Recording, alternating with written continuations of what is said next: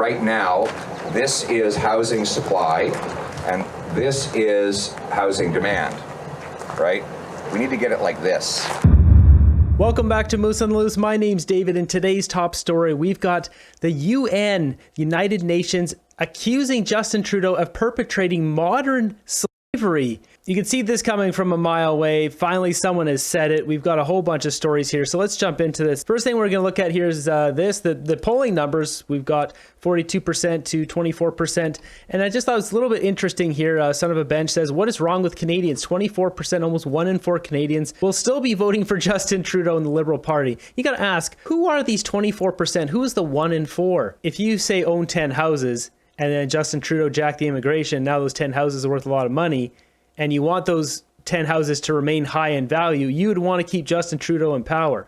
So really, is it the rich boomers that are supporting this? Either that or it's the purple-haired, far, far left. We got this posted by Table Salt. It says credit card debt in Canada surges to $108 billion in June, hitting a fresh all-time high. Yeah, I mean, this is expected. What's going on in Canada, cost of living, everything being too expensive, but it's like, this is not going to get better anytime soon. People don't have time. They don't have time for Justin Trudeau to just keep increasing the carbon tax and just treating Canadians like absolute garbage. We got this story here. Basically, the railroad is threatening, I believe it's the Union for the Engineers of CP and CPKC, which is Kansas City, are threatening to strike next week, which would disrupt supply chains across the country. And as it says here, farmers would be hit as 80% of agriculture products are shipped by rail. National Railway Company and Canadian Pacific Kansas City Limited have warned about a potential lockout impacting around 9,300 workers beginning on August 22nd,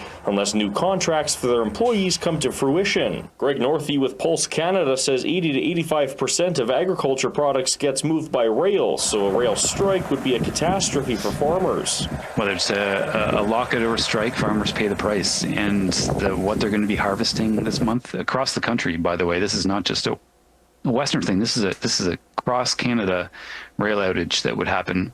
It'll be significant. Barry Prentice says shippers are already preparing for alternative options, but in a lot of cases for railway shippers, he says there aren't a lot of good options. You can't just put grain on a truck and ship it.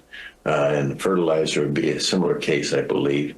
So there aren't that many options, but to the degree that can be done, yeah, the railways are probably bleeding traffic already. In Winnipeg. So we'll end up with higher food prices for us. Next up, we got this clip here of Pierre Poilievre talking about housing prices. This is interesting because it's really kind of the big boogeyman. People don't like talking about this. Politicians don't like talking about this. I like that he just takes it direct and just straight to it. You know, this is the same with any other clip with Pierre Poilievre and a reporter. He answers the question, then he says why. It's the exact opposite of Justin Trudeau. Mark was saying housing costs have gone up. They were up before COVID. They're up even more since. If we build a lot of homes, will it bring the prices tumbling down? Will it burst the bubble? A bubble is when the price is just driven up by speculation and no fundamental market demand underneath it. Just people speculating that it will be worth more one day, so I'm buying it in the hopes that someone else will pay more later on. I don't think that's what we have. I think we have real demand for housing that underlies the price. That's the problem. We have way more demand than we have supply.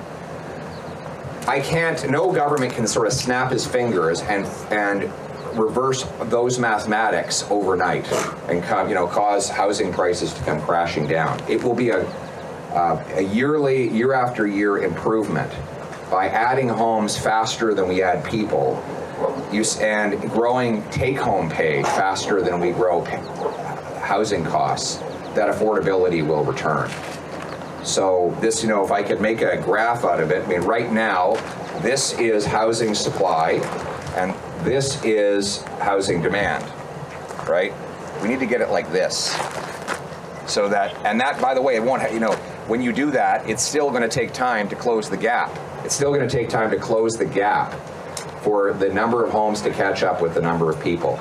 So I wouldn't, if Poilievre becomes prime minister, I wouldn't panic and sell your house because it's not going to come tumbling down. But what we will do is make it possible for wages to grow faster than housing costs, for home building to go faster than population growth, and over the medium term, we can make housing attainable. And in the long term, I think we can again make it affordable as it was 10 years ago. The wages right now can't support the houses. It has to come down. I mentioned this before. I don't think the prices will come crashing down after Polyev comes in. It'll have to gradually go down. But there was an interesting comment on here I want to show you guys. If your bathtub is overflowing and flooding your house, you don't make the tub bigger. You turn off the water. That's like the best way to put this. You turn off the water, aka you turn off the immigration in Canada, and then you build your house out, you make your bathtub bigger. That's what we need to do. No more immigration until this is fixed. There's another comment here that says mass immigration has caused the demand to skyrocket. Why don't you address this? He has. Andrew Lawton asked him this question like 3 or 4 months ago, and he said it direct. Immigration needs to be brought in line with the demand. And the demand not only in housing, but in schools, in the medical system, the whole thing. I fully anticipate he will bring immigration down to the levels it needs to be. Next up, we got this. It says, I'm thinking of changing banks.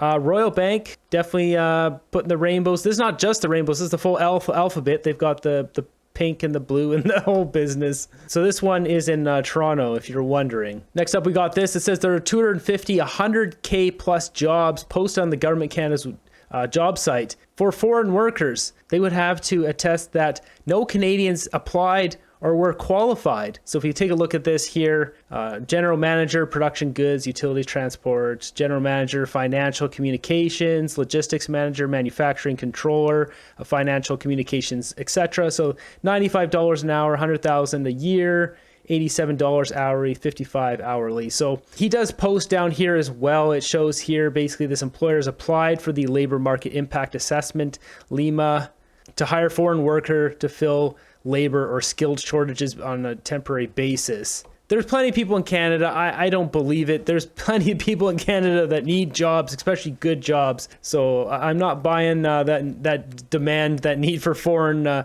people to come in to take these jobs. I'm not buying it one bit. Next up in our top story here, we've got from the UN. United Nations has accused Justin Trudeau's temporary foreign work program of perpetrating modern slavery. The UN Special Rapporteur on Contemporary Forms of Slavery, Professor Tomoya Obokata, noted how the TFWP has evolved into a system that leaves migrant workers vulnerable to exploitation and abuse. Obokata said the program serves as a breeding ground for contemporary forms of slavery. The TFWP, originally designed to address short-term labor shortages, has seen significant expansion, particularly in the low-wage stream. Yeah, you got all the companies like Tim Hortons taking advantage of this. You've got like 19 of these guys from India packed into a house, all trying to just scrape a below minimum wage job, working under the table, taking advantage of. It's disgusting. It's not what Canada is about. I'm sure all of Trudeau's big corporate buddies are just laughing all the way to the bank because of it. Says the UN report states that the special rapporteur received reports of underpayment and wage theft, physical, emotional, and verbal abuse, excessive work hours, limited breaks, extra contractual work,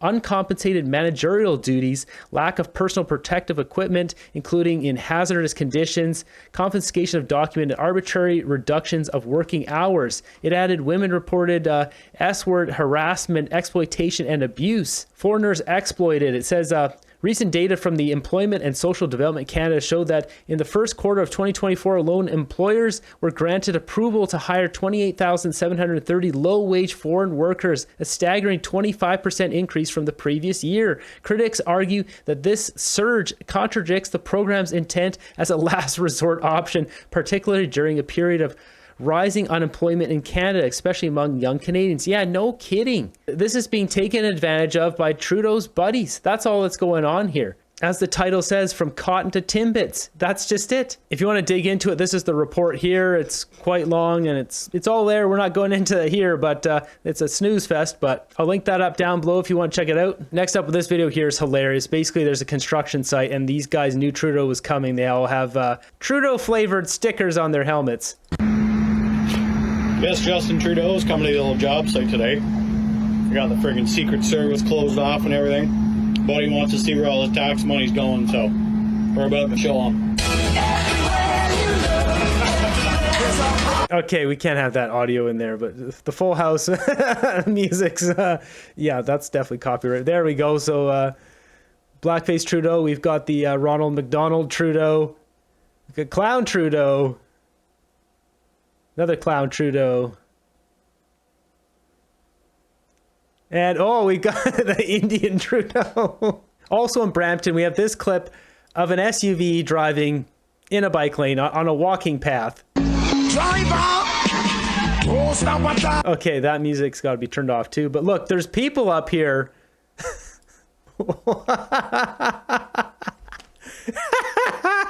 This is so dumb. Why? How did they get a driver's license? What? Like, this is quite literally probably someone who just stepped off a plane, bought a fancy car, and then in their country, probably they can just drive anywhere. The driver's license needs to be taken away. This is ridiculous. We've got this clip here of Captain Schmuck himself. He's at the CNE here in Toronto, opening night. Now, what does Captain Schmuck do best? We all know he's only good at one thing, and that's taking photos for his ego. Come on over and just say hello. Hello, everyone. Great to see you. Enjoy the acts today. Thank you very much. Like, come on, guys. What's wrong with you people? You're going to take a photo with this guy? Do you not see what's going on in our country? Carbon tax, people's lives being destroyed, housing prices. Pick something. Crime. Pick a topic. Any one. Doesn't matter.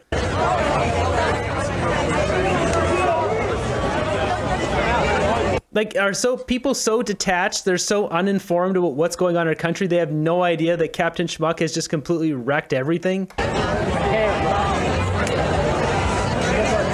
There's that cheesy, greasy smile no one wants to see ever.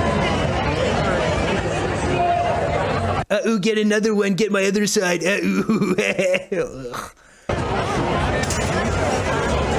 If you're wondering, too, his shirt here, it says they shot a movie in my hometown.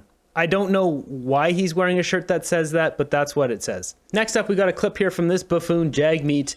He's got this whole thing protecting renters. It's the same crap from this guy. He's asked about building space, and, well, his response is really dumb. Need that federal land, whether it's Canada Post land or any other federal land in cities across our country, every square meter of federal land should be used for strictly affordable housing. And I'm talking about affordable housing. I mean, people should be able to pay their rent and have money left over to buy their groceries, to pay their bills, to save up.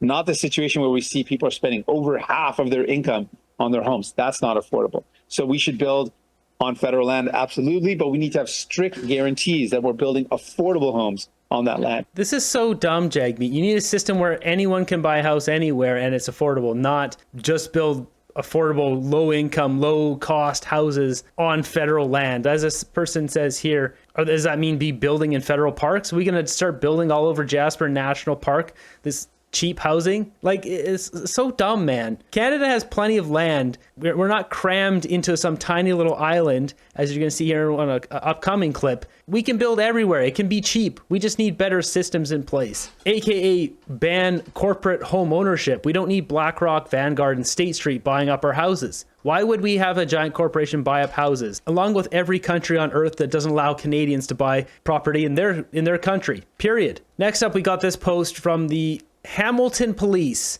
Hamilton, aka Canada, aka just south of Toronto, celebrating 77 years of Pakistan's independence. Why? Why is this a post? Why are the comments turned off? Really? This has nothing to do with Canada. Why would we celebrate another country's independence? This is so stupid.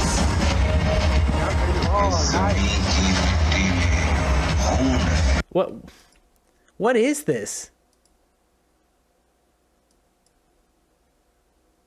This is the dumbest thing I've ever seen. We got this post here. It says, watch this American journalist press Trudeau on his mass immigration policy, fueling a housing crisis and deep resentment among Canadians. So I looked into this clip. It's being, this was shot in Singapore months ago, so this is not brand new, but it is interesting to just kind of reflect months ahead after he made these statements. Your government, Mr. Prime Minister, has set the world's most ambitious targets for immigration. While the rest of the West is mostly closing its borders, Canada will welcome some 1.5 million people from 2023 through 2025.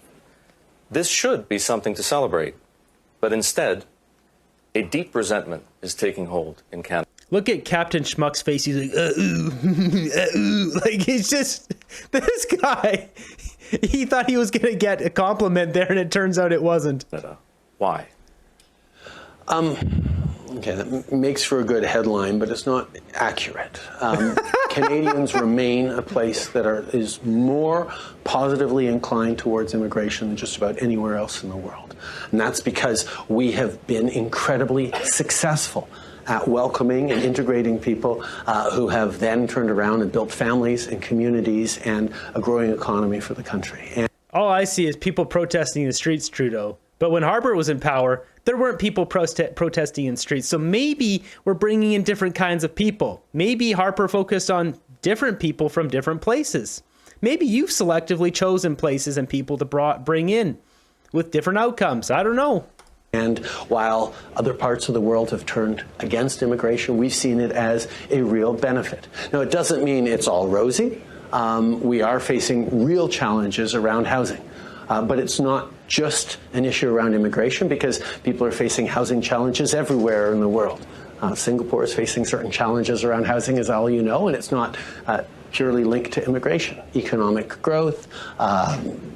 Oh, please, Trudeau. Okay, we're doing this. So first off, the population of Singapore, where that clip is filmed, is 5.6 million people. That's a couple years ago, so it'll be more than that. Say it's 6 million now. This is the island of Singapore. As you can see, island. This is it. This is all of Singapore, and they have green space. They have a lot of green space, despite their huge population. Now you're wondering, how big is Singapore? Well, that's Singapore. Just pay attention. That little blip down there. See that little blip? Tiny little blip? Like, it's so small you can't see it. That's Canada. See how big this is? Singapore doesn't even take up a third of Vancouver Island. The entire country, 5.6 million people. Trudeau's comparing the space to build with this country that has no space to build. We have more space than basically every other country except for Russia on planet Earth. So for Captain Schmuck to even try to relate Singapore to Canada regarding space, like, give me a break. Space, zoning, all sorts of different things are contributed. Underinvestments by successive governments over the past few decades, and Canada has certainly... This guy just blamed Harper. The housing crisis didn't exist when Harper left Trudeau. You can't blame Harper when there was no problem, and then it happened after you got in power. Contributed to that as well. But the good thing around housing is it's a solvable problem. We have solved it before, when people returned from the end of World War II, when baby boomers reached the age where they're all trying to buy homes and get their own place. We saw massive construction of housing in Canada, and indeed across many of our democracies. And that is what we're focused on doing again. We will solve this problem by working with all different orders of government, with partners in the private sector, with partners in the nonprofit sector, to make sure that we are addressing and solving this housing challenge. Yeah, that's not the case. As I showed with that comment before, it's like, do you turn off the tap or do you make the bathtub bigger? Trudeau wants to make the bathtub bigger while turning up the tap. He's increased immigration now to 1.6 million per year. So Captain Schmuck has no intention of actually solving this housing crisis. Let's not forget, he has a real estate development company, which benefits highly, I would speculate, from having this high demand of housing. If anyone knows how to look that piece of property up or how many properties he has, I would love to know. I would love to know if his dad left him hundreds of acres, him and his brother who own that company. They say they sell lumber and firewood on that property, which leads me to believe that there's a lot of property. They cut down the trees, they sell the trees, then they build towers on it, then they sell houses off of it, or condo units, or whatever it is. This would be an important piece of information for all Canadians to know. Is he building condo towers? Is he building houses? Is he building entire communities? Is it just a big piece of land sitting there and he's just selling logs off of it? I don't know. What the F planet are you, Justin Trudeau, on, saying that your immigration policies have been successful and the immigrants have integrated? What a load of bullcrap. Have you bothered to see your integrated T-word demonstrators week after week intimidating citizens in Toronto, Ottawa, Montreal, and campus takeovers? Not to mention the horrendous problems of your out-of-control immigration. Yeah, Patricia's not having it here. Quite the times we have in Canada. We've got the UN calling Justin Trudeau out for perpetuating modern slavery, taking advantage of foreign workers coming in. The question now isn't how he did it. We know that. and it's quite obvious why he did it. The real question is, which of his friends are benefiting from it?